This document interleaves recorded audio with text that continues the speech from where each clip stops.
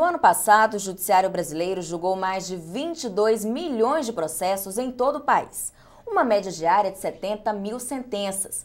Em meio a essa produtividade, o Brasil Justiça de hoje quer saber qual é a importância do juiz na vida do cidadão. Para responder a esta e outras perguntas, nós vamos conversar com o juiz do Tribunal de Justiça do Paraná e diretor da Secretaria de Direitos Humanos da AMB, Gil Guerra, um dos criadores da campanha de valorização da magistratura.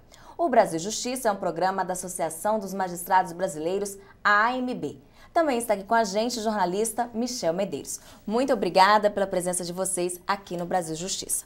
Doutor Gil, nessa busca por resultados, o que significa julgar 22 milhões de processos por ano? Acho que nesse caso os números falam por si. 22 milhões de processos são quase 2 milhões de processos por mês.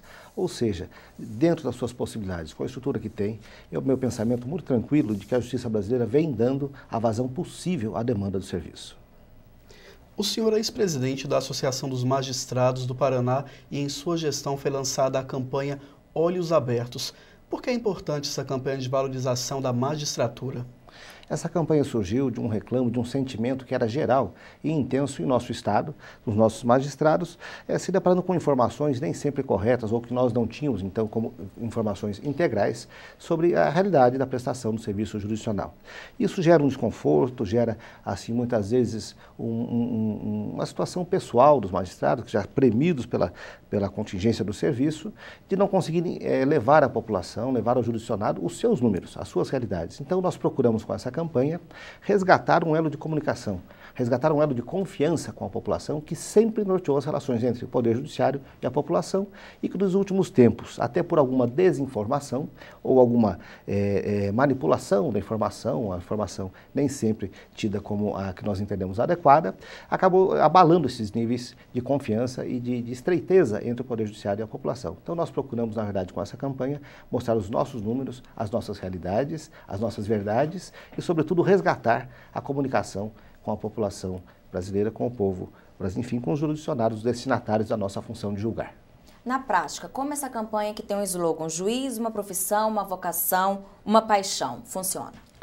Para que isso surgisse, esse slogan, surgisse todas essas frases, né, que foram usadas nas diversas mídias que nós utilizamos, houve todo um trabalho de prospecção por parte da agência responsável e que ouviu o juiz, conversou com pessoas e conseguiu traduzir esses sentimentos, que eram sentimentos gerais nosso Estado e que tenho certeza são sentimentos de todo o magistrado brasileiro, em frases de efeito como: quem garante o nosso direito merece o nosso respeito. Quem garante a nossa cidadania merece o nosso respeito. Então, esses foram os slogans principais da campanha, e com um subtítulo: juiz, uma profissão, uma vocação, uma paixão, porque são vínculos próprios dessa profissão, dessa arte de julgar, em que, mais do que técnicos, nós temos que ser humanos e achar e encontrar a verdade num intrincado conjunto de fatores. Então, a campanha surgiu, primeiro, convocamos a mídia, comunicamos quais eram as nossas intenções, justamente essa de resgatar o diálogo com a população,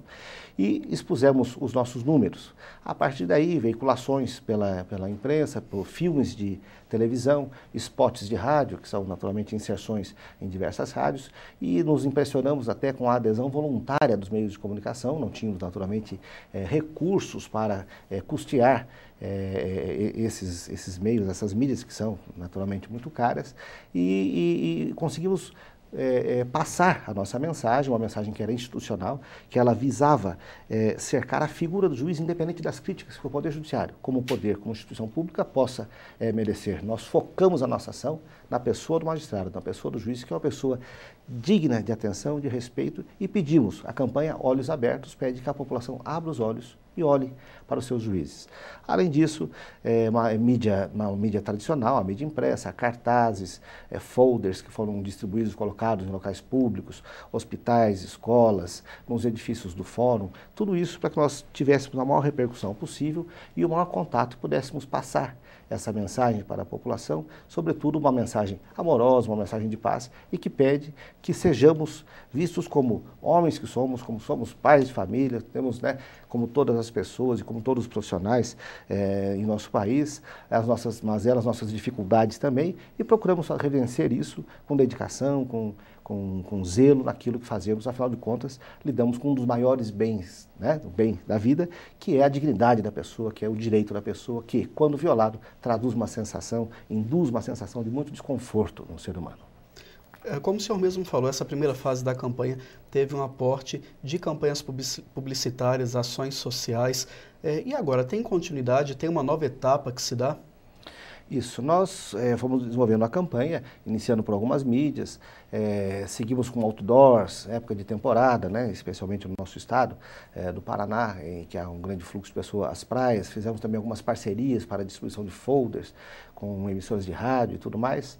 E iniciamos já na sequência, agora já numa segunda fase, uma ação direta com escolas, especialmente faculdades de direito, para que esses jovens operadores do direito, vamos dizer assim, pessoas que vão trabalhar nessa profissão, também já vão se formando, tendo essa visão da maneira que nós entendemos mais clara desse ofício de julgar, que, como todo ofício, tem sua dificuldade. Nós gostamos de frisar isso porque às vezes parece algo um pouco, nossa, mas parece que só julgar que é uma coisa importante. Não, e todo o ofício de cada um de nós tem o seu relevo dentro do contexto social, mas esse se cerca muitas vezes de algumas dificuldades assim, objetivas, como eu disse. Não basta ser técnico, não basta conhecer a lei, senão bastaria uma máquina para julgar, né? Mas a gente tem que desvendar a verdade dentro das muitas versões que nos são apresentadas dentro de um caso específico. A campanha Olhos Abertos fala da magistratura como uma missão. É preciso abrir mão de muita coisa para seguir nesta carreira?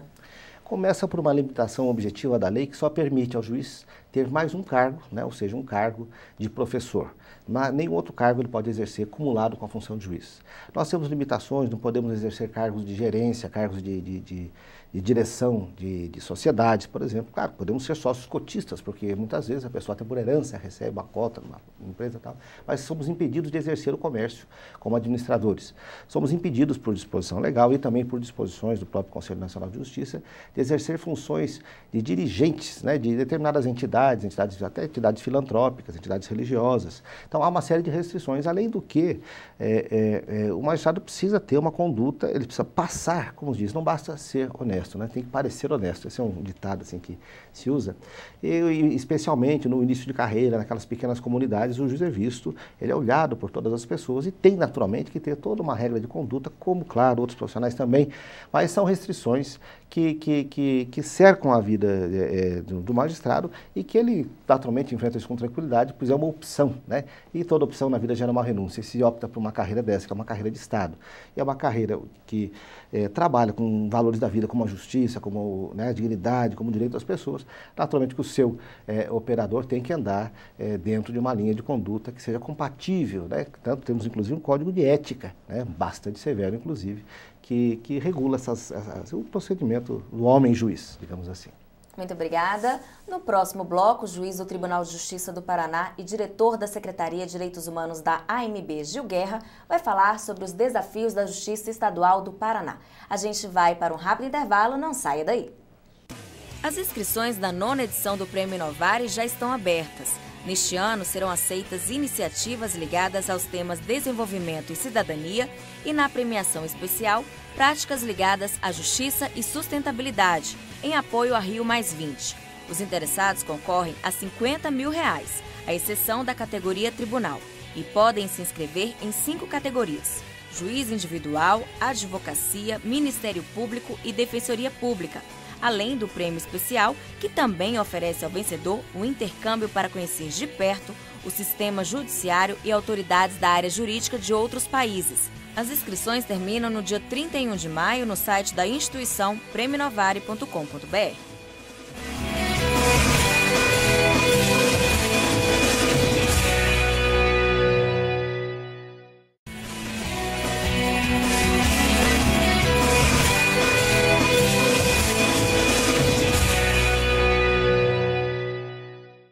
Estamos de volta com Brasil Justiça. Hoje conversamos com o juiz do Tribunal de Justiça do Paraná e diretor da Secretaria de Direitos Humanos da AMB, Gil Guerra. No bloco anterior, ele falou sobre a valorização da magistratura por meio da campanha Olhos Abertos. Agora vamos falar sobre os desafios da Justiça Estadual do Paraná. Doutor Gil, a magistratura paranaense tem 700 magistrados na ativa. Hoje, qual é a situação da magistratura do Paraná? Eu tenho assim a impressão, pelo conhecimento que temos, né, das relações, inclusive em nível associativo, que o quadro que se desenha no Paraná é mais ou menos o mesmo quadro que se tem nos diversos estados da federação.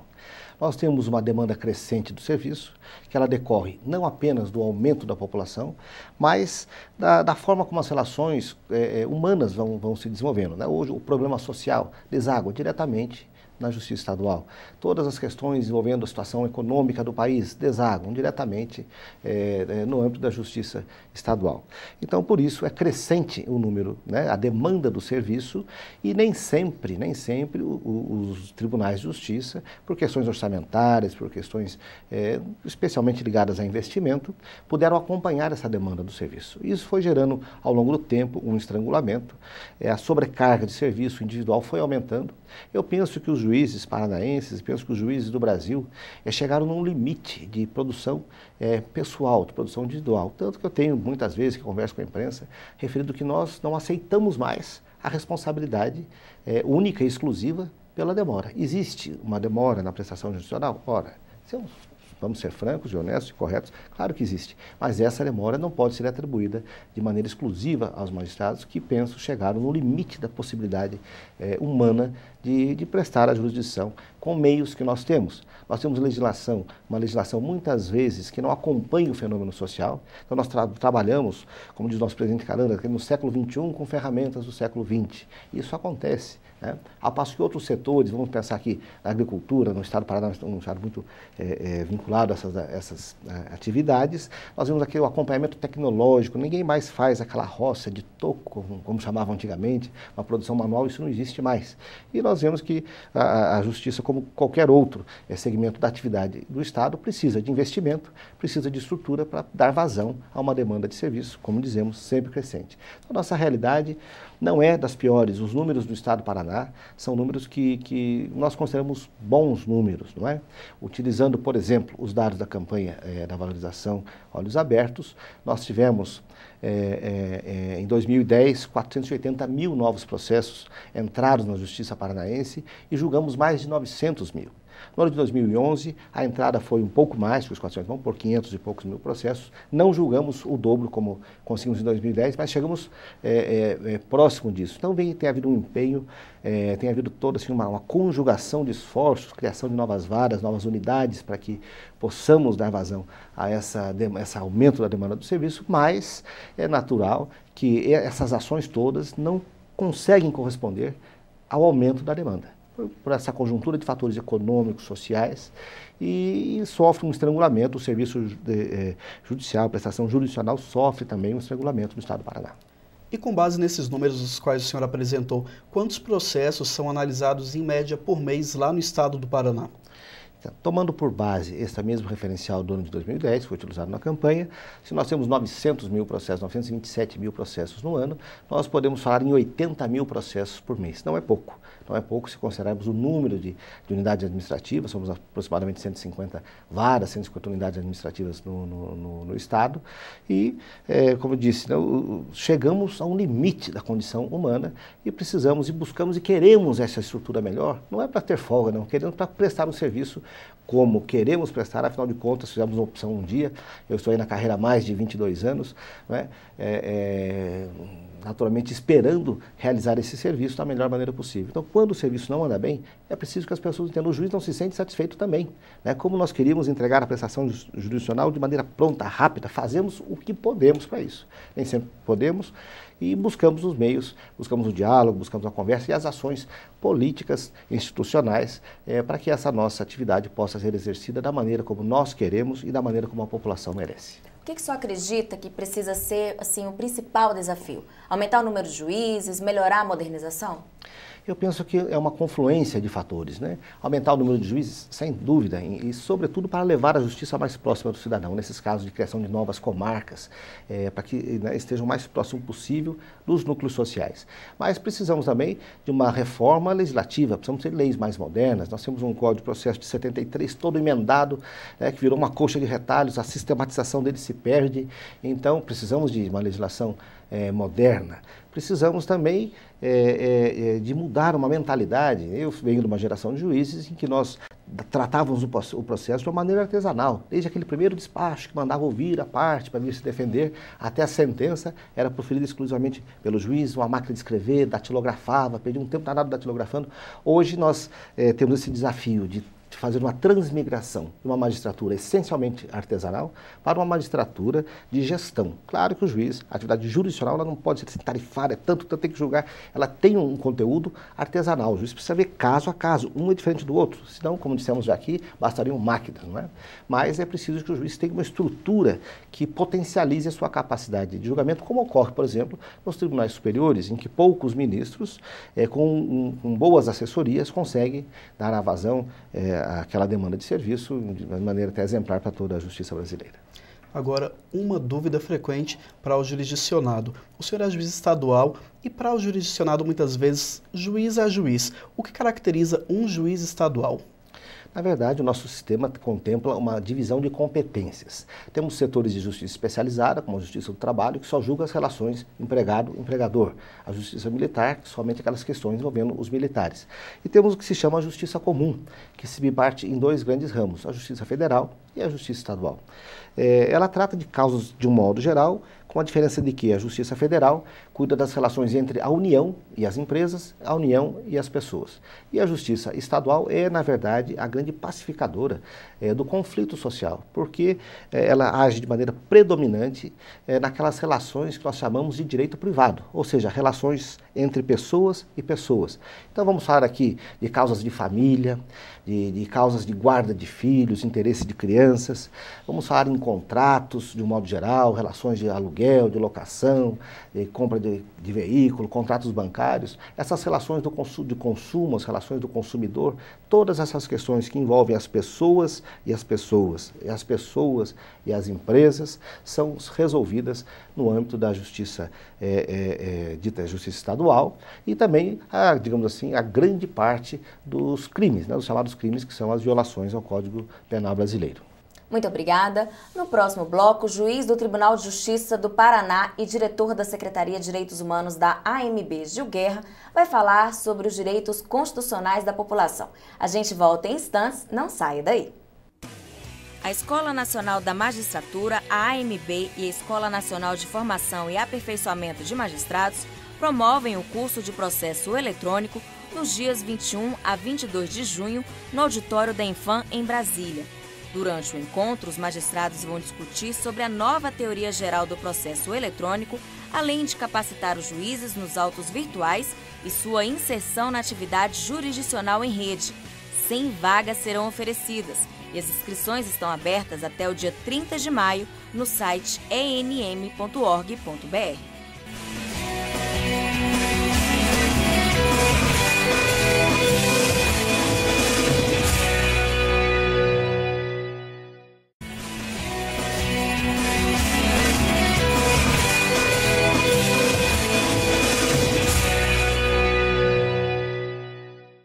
Estamos de volta com o Brasil Justiça. Hoje conversamos com o juiz do Tribunal de Justiça do Paraná e diretor da Secretaria de Direitos Humanos da AMB, Gil Guerra. Nos blocos anteriores, ele comentou sobre a valorização da magistratura por meio da campanha Olhos Abertos e sobre os desafios da Justiça Estadual do Paraná. Agora vamos falar sobre os direitos constitucionais da população. Doutor Gil, o que é preciso para que o judiciário preste um bom atendimento à população? Então, o que na verdade é necessário uma conjugação de esforços para que a atividade jurisdicional se realize. A Constituição de 1988 foi conhecida, chamada, né, como a Constituição Cidadã, porque de fato trouxe muitas inovações, trouxe a salvaguarda de direitos, muitas vezes não reconhecidos ainda no sistema jurídico nacional.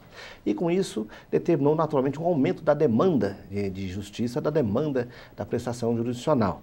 E para que ela se realize, é preciso agir de maneira integral, não basta ter só juízes, não é? Nós precisamos ter defensores públicos que garantam o acesso da população, de toda a população, à justiça. Nós precisamos ter, na pessoa dos advogados, uma mentalidade que se contrapõe a uma mentalidade antiga, e eu vejo que isso hoje vem acontecendo, que é substituir aquela política, aquela da litigiosidade, por uma política de acertamento das relações jurídicas. Os advogados são peças importantíssimas na composição do conflito.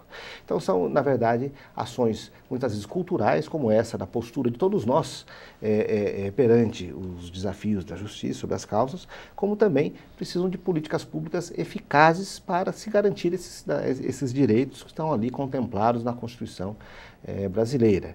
Então, eu diria que o acesso da justiça muitas vezes fica prejudicado porque essas políticas não estão integralmente cumpridas. Para você ter apenas uma ideia, o Estado do Paraná, que é considerado mais ou menos a quinta economia do país, apenas há um ano e meio atrás, conseguiu instituir a Defensoria Pública em nível estadual. E mesmo assim, com alguns questionamentos legais sobre concursos, etc. Então veja a dificuldade que se realizar a justiça, da maneira como ela precisa para que esses direitos constitucionais sejam resguardados da maneira como devem ser resguardados. No bloco anterior, o senhor falou da questão da morosidade, que nem sempre é culpa do juiz, como está no imaginário popular. Que instrumentos são necessários para que a justiça transcorra de forma mais célere?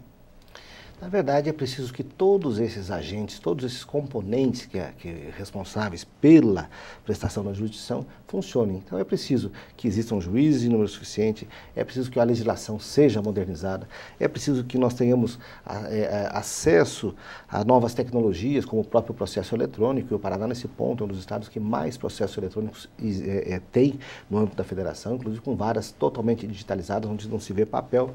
Enfim, é uma confluência de fatores. Eu vou aqui reportar apenas que se vê que é uma ação do próprio Poder Executivo. Nós temos causas chamadas causas de investigação de paternidade, de uma super importância para que o direito de uma criança seja resguardado e reconhecido perante a sociedade, e também para efeitos patrimoniais. E nós temos exemplos no Paraná de quantas e quantas dessas ações ficam paradas, ficam estagnadas, com natural angústia das partes envolvidas, dos advogados e tudo mais. Mas por quê? Porque não temos, por exemplo, como realizar um exame de DNA, que não é realizado no âmbito do sistema público, do sistema oficial, e se a parte não tem, digamos, dinheiro para suportar esse pagamento, que não é uma coisa naturalmente barata, acaba gerando uma dificuldade objetiva. E existem tentativas, convênios que o próprio governo faz com laboratórios, campanhas de cidadania para resgatar realmente essa ofensa à cidadania de tantas crianças de nosso estado, de nosso país, mas são paliativos. É um exemplo de que, se a prova técnica não é produzida, o juiz não tem como julgar o processo. É absolutamente impossível o julgamento do processo. Então, na verdade, é preciso que todos os elementos, e é preciso que as pessoas entendam que justiça não é só o juiz que faz. Todas as pessoas envolvidas, partes, peritos, advogados, Ministério Público, enfim, todos nós precisamos, cada qual, realizar aquilo que é preciso realizar. O próprio poder público tem que dar meios para que a população tenha acesso à justiça. Nós conversávamos até num briefing, não basta hoje mais, não se fala em garantir acesso à justiça, mas um adequado acesso à justiça, é uma maneira moderna de se ver, para que ela seja plena, seja eficaz, não seja uma justiça, digamos assim, de segundo plano. Isso não existe. Justiça é o conceito absoluto. O senhor é diretor da Secretaria de Direitos Humanos da MB. O que a associação tem feito na área de direitos humanos? Em primeiro lugar, através temos participado como convidados do Conselho Nacional de Direitos Humanos e acompanhando essas discussões que vêm sendo travadas neste ambiente, que é o fórum natural para o qual são feitas as reclamações, são feitas as solicitações envolvendo essa parcela tão importante, né, da cidadania e do exercício do Estado democrático, que é o respeito aos direitos humanos. E essa é uma primeira ação da MB. Estamos também, de uma maneira mais pontual, estabelecendo uma forma de apoiar os magistrados individualmente, para que nas ações envolvendo direitos humanos, eles consigam dar o tratamento adequado a esse tipo de demanda. Porque é diferente você julgar uma lesão ao direito individual, uma questão específica, casuísta, de uma questão de uma repercussão geral, podemos falar assim, e que envolve, assim, direitos além do direito, que a dignidade, a vida, o respeito, enfim, valores que precisam dessa atuação. Então a MB vem suportando, procurando dar suporte, estabelecendo um plano de ação bastante efetivo para dar suporte aos seus associados e, naturalmente, o interesse de uma entidade dessa envergadura, de projeção nacional, e que trabalha substancialmente, cujos membros trabalham substancialmente na defesa da cidadania e do direito do cidadão, temos que acompanhar as grandes discussões e as grandes causas envolvendo as matérias tão relevantes como direitos humanos no Brasil. Muito obrigada. Agora no Brasil Justiça vamos conhecer no quadro Vida de Juiz um pouco da trajetória dos magistrados. Meu nome é Ana Cristina Silva Mendes, sou juíza de direito titular da primeira vara especializada de violência doméstica e familiar contra a mulher do estado de Mato Grosso e estou presidente do Fórum Nacional dos Juízes da Violência Doméstica. Ingressei na magistratura aos 29 anos, sempre tive o desejo de ser magistrada. Minha família diz que é um desejo que vinha desde a infância, eu nunca cogitei ser outra coisa. A magistratura para mim é um sonho que se realizou depois de muito esforço, mas sobretudo porque eu entendo que Deus tem um propósito nas nossas vidas e na minha vida há de ser um magistrado. A magistratura tem seus percalços, mas é um sacerdócio que você, com certeza, vai abraçar, vai amar, podendo fazer a diferença naquilo que você faz. Agradeço a presença de vocês aqui no Brasil Justiça. O nosso programa terminou. Muito obrigada pela sua companhia e até o próximo.